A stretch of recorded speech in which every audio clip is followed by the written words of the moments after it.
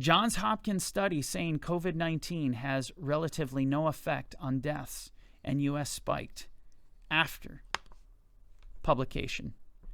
Now, you think about that headline, says it all.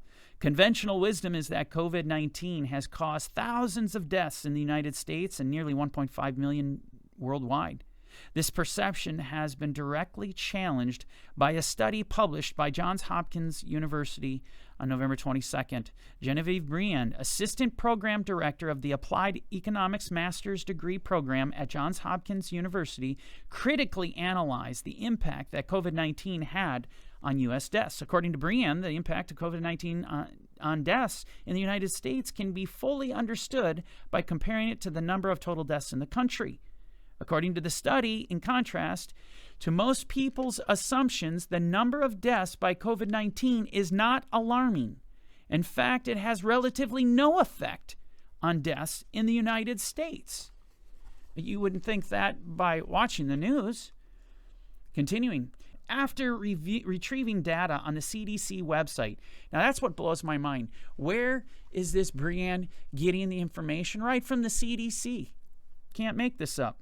Briand compiled a graph representing percentages of total deaths per age category from early February to early September, which includes the period from before COVID-19 was detected in the U.S. to after infection rates soared. Surprisingly, the deaths of older people stayed the same before and after COVID-19. Since COVID-19 mainly affects the elderly, experts expected an increase in the percentage of deaths in older age groups. However, this increase is not seen from the CDC data. In fact, the percentages of deaths among all age groups remain relatively the same. According to Briand, the reason we have higher number of reported COVID-19 deaths among older individuals than younger individuals is simply because every day in the U.S., older individuals die in higher numbers than younger individuals.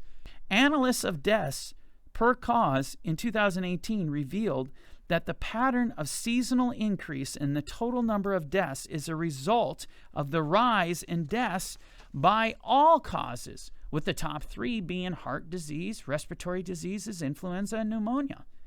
This is true every year, explained Briand. Every year in the U.S., when we observe the seasonal ups and downs, we have an increase of deaths due to all causes. Now listen to this. This is where this article gets really interesting.